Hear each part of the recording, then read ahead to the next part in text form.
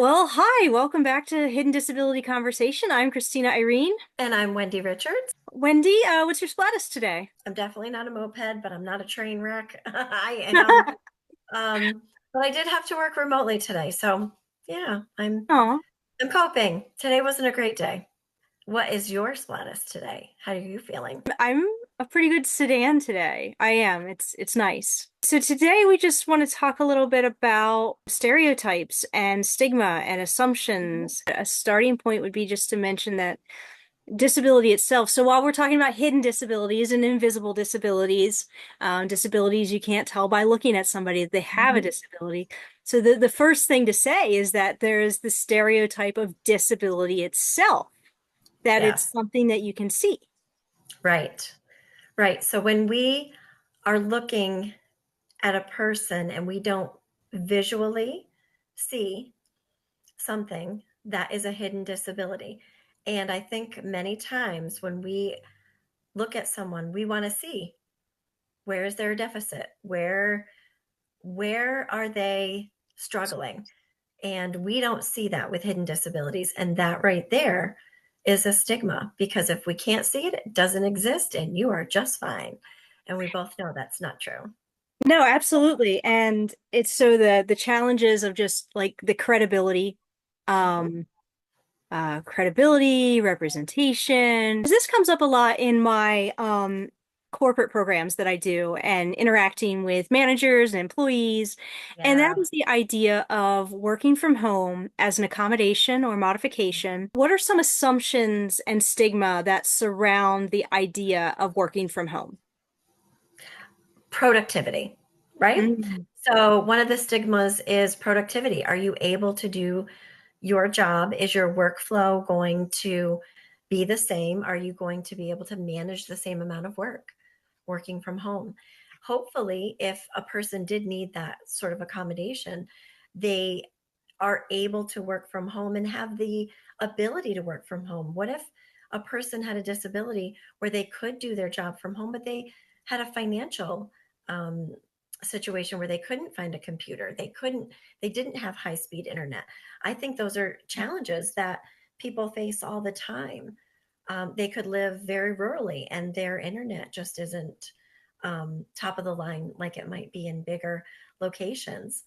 Um, so it could be a bigger conversation, but I think all things considered, if you're able to do your job from home, meeting virtually, checking your email, I think it's a great accommodation for people, um, you know, that have that ability. And to get back to assumptions, so an assumption would be also that we think about our health all the time. Our health is our primary concern. Oh. We're always thinking about it. And I don't think I do that. I mean, maybe I am a little bit more. Um, as I said, now that I'm entering maybe another stage of my COPD, but do you think about your disability all of the time? Um, I do whenever I'm going to have to step away from my home space. Mm, I think about being prepared. I think about how it's going to affect things. So when I plan yeah, ahead and when I'm thinking of future events, absolutely, I do take it in consideration. Like, yeah. I have an upcoming gig in Texas, and I Ooh, think I'm going to drive. ooh, And it's a okay, long drive, and it's going to break it. I'm going to break it up in several days and stop and see some people on the okay, way. okay. And, but I'm already thinking about it, and I'm thinking about, okay, what's my tailbone going to be like? Because I have arthritis in my tail. I have an elongated coccyx. I have a tail. Uh, Yep, its name is Fido. Um, right. and so I have to think, and then I worry, like, is my long COVID going to flare up? Am I going to have dizzy spells? So Mhm, yeah, there is a mhm. there is a measure of thinking ahead about it. Right. But that it's all consuming. Like today, when I asked you, how are you feeling? You said, oh, I haven't really thought about it. You're So you're right. You're right absolutely right. there, right Yeah. there. So But I'm not discounting what you're saying, because I think if I were doing something that big, Christina, I would feel the same way. I would want I to think plan. everybody does. Even I would want to plan. Yeah. I think like I just any person would think ahead on a trip. Like what do we and it just the things that we prepare and Yeah. think through might be Yeah. slightly different, and a lot of things are the same. I want to bring up too another assumption that we've just touched on. You don't rely on anyone to drive you, maybe right now. Right. So dependency, are we constantly dependent upon? Oh, wow. Mhm. And you know what? I get that. When I Yeah. moved in with my partner, Mhm. everybody was like, so are you still going to be doing those talks? Are you still going to be doing that thing? And I'm like, you mean my career, my job, Yeah. the way I Yep. earn a living and contribute to the household? Yeah, Mhm. yeah. I'm going to Yep. still be doing the talks. Yes. Still be doing those things because I'm still Yeah. independent right now. But I guess, hopefully when people think those thoughts, if we could see their little bubble above their head, they're thinking, oh, they're not going to be able to do that. Eventually they won't be able to. And I think we don't want to live in that moment. We don't want to live in the future. But right now, neither one of us are really dependent on anybody. Like you said, you're planning a trip, you'll be traveling, but you're going to take probably more caution. You'll be planning, and you're going to be able to be independent during that trip. I'm thinking about the the Olympics this past summer, and how the Paralympics were really showcased. I felt like for the first time, but maybe it was just me. It was out there, and people were inspired. And you heard reporters, "You're such an inspiration. You're so brave." I wonder how that makes people feel, because it could be a negative assumption. Let's talk about that. Do people feel like a role model? Do they feel like an inspiration, or do they feel like I'm just doing what I would do, as a That's normal? yeah, that's a really actual problematic thing to Mm, take any person who's doing something that any other person, able-bodied person would do right. and have it be an inspiration just because that person with a disability is able to do it. Yeah. That's not an inspiration. That's an adaptation. That's Mm, just living life, yeah. and Yeah. that's what if you look up Stella Young, she Mhm. you've heard of Stella, she's out of Australia. She was actually a comedian and became a speaker, and she's the one who coined the term inspiration porn. Oh, okay. I've heard that, but I wouldn't have recognized her name. Okay. Yep. Yeah, and that's what that is. So I'm really careful about not ever sharing memes of like, here's the person with a disability who got a date to prom. Okay, everybody deserves a date to prom. That should not be an inspiration. And the Right. person who asked somebody with a disability to prom should not be like, a hero just because they're Right. treating a regular person like a regular person, because Right. that's who we are, Right. and my partner, he certainly is a hero for living with me, but not because of my disability. It's because of my obnoxious personality. That's not going away. No, it's progressive and degenerative. Is it okay to find inspiration in people? I think it is, and I'm glad you're asking these questions because it's hard to know where the line is, and it's Yeah. hard to define that. Yeah. I think where it gets to be comfortable and okay is when you don't them a population. Hmm. Like when Like it's not that. like, look what they can do, look what the other can do. If you Yeah. just like have a oneness with everybody Yeah. and keep us all kind of in the same place and in the same Yeah. space. I like that. What about needing help or special treatment? When we make those assumptions, if a person is utilizing a wheelchair, or if they're utilizing an assistive something for mobility, do we automatically run and help them? Do we automatically hold the door? Do we offer to push the wheelchair? Do we do those things? Those No. are assumptions I think a lot of people make, and um, the road to hell is paved with good intentions. Yeah. And I So think, never I, touch somebody's mobility aid, never touch somebody's body. Like right. that wheelchair is part of their person. That Yeah. service animal is part of their person. Don't touch somebody without their consent. Hold a door Yeah. open? Sure. Same as you would for anybody. It's just a Right. nice thing to do. So I think Yeah. if it's like if it's something that you would just normally do for anybody, yes. If you see somebody who it's clear that they could use some help, that would be a nice thing to do. I was at a store that was not accessible as Mm. far as the doors. It didn't have the little slappy things to Oh, open the yeah. doors. Didn't have the automatic doors. And there was somebody who was using a wheelchair navigating through the door, and I saw them go out into like the vestibule area. Oh, yeah. It didn't look like it was a cozy experience for that person to get through that. Mm. So I did step in and hold the door and help the person, and I didn't do anything like touching their body or their chair because that's when some things can happen where you might like cause somebody lose their balance, Yeah. Yeah. and anything like that. So you don't want to ever touch the person for their safety as well. No. Um, Yep. so yeah, I think that would just be the general rule there. It also leads to our assumption that people aren't capable. I just like to say that most of us with a disability, whether it's visible or invisible, we've had it at least long enough to really have a lot of our own creative accommodations and modifications in place. And we do think ahead and plan ahead. So we're actually really good at getting around and doing what we have to do and navigating the things we have to navigate.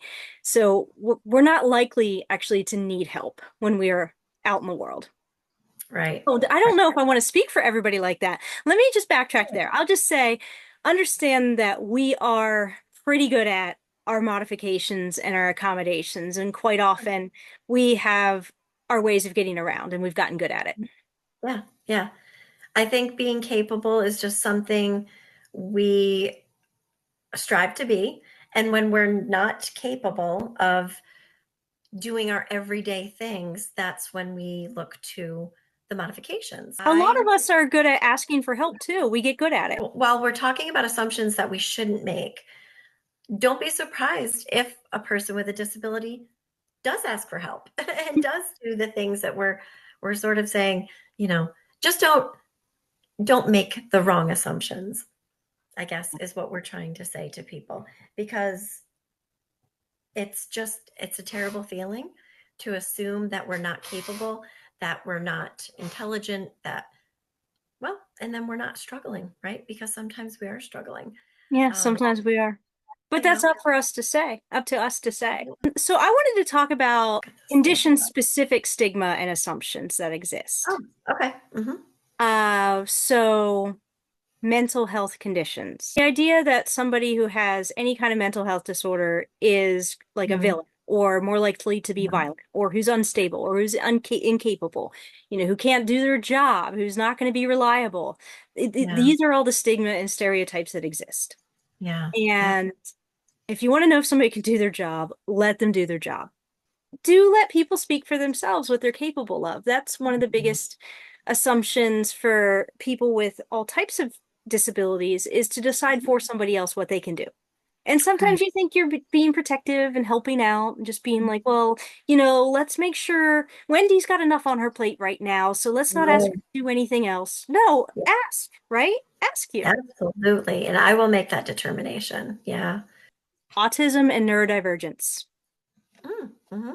I think I definitely want to talk about stigma attached to neurodivergent folks and what those stereotypes are. And I'm sure we've not actually talked about this, but I am sure based on where you work that you Mm-hmm. do work with a lot of folks, a lot of students, even Oh, yeah. coworkers who are Absolutely. neurodivergent or neurospicy or, however folks Oh, I identify. love spicy. Yeah, I just did a training for our librarians and the people that work at the library. They wanted just a training on what do you think is the best way of working with students who are neurodivergent. And I think one of the first things I said was, they're just like everyone else. They're just like me, just like you. No two people are going to probably solve a problem the same way. And that's just being neurodivergent. We get What information in, output. Um, but go ahead. what assumptions have you seen students facing? I mean, what's something that you hear a lot that students that are struggling with, maybe bullying or assumptions that are made Yeah. about them? Yeah, I think I think the majority of our neurodivergent students are their challenges in their social interactions.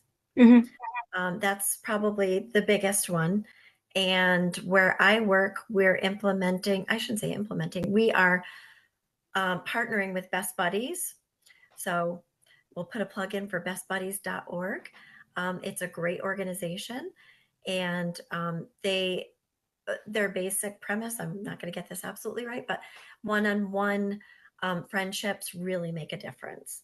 So we work with, you know, all kinds of students. And if we have a student that wants to be a buddy to a student that's neurodivergent or has a disability, I think it is really helpful, and it helps that student be more connected, feel seen, feel valued.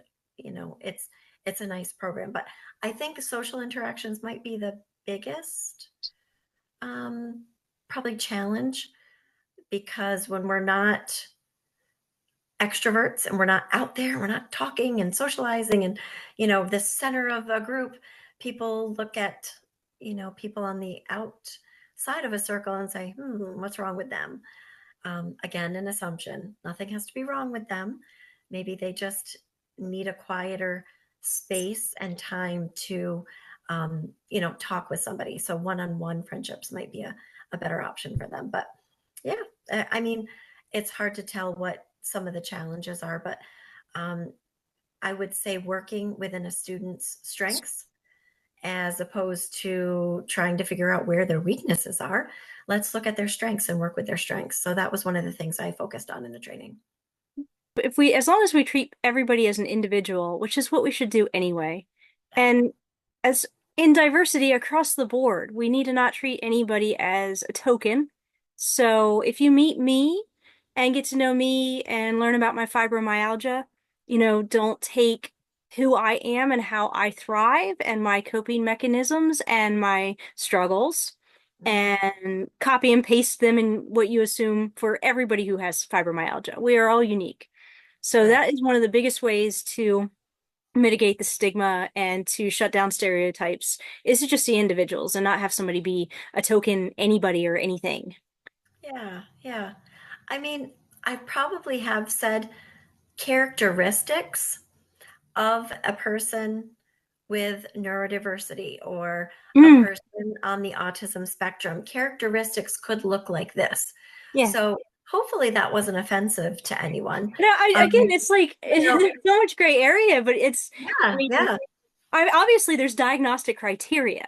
So there are going to be commonalities yes, and yes, shared characteristics. yeah, Absolutely. Yeah. yeah. And that's what I talk in when I talk about trainings, or when I talk to RDs or RAs or librarians, you know, about training. I talk about characteristics of a certain disability.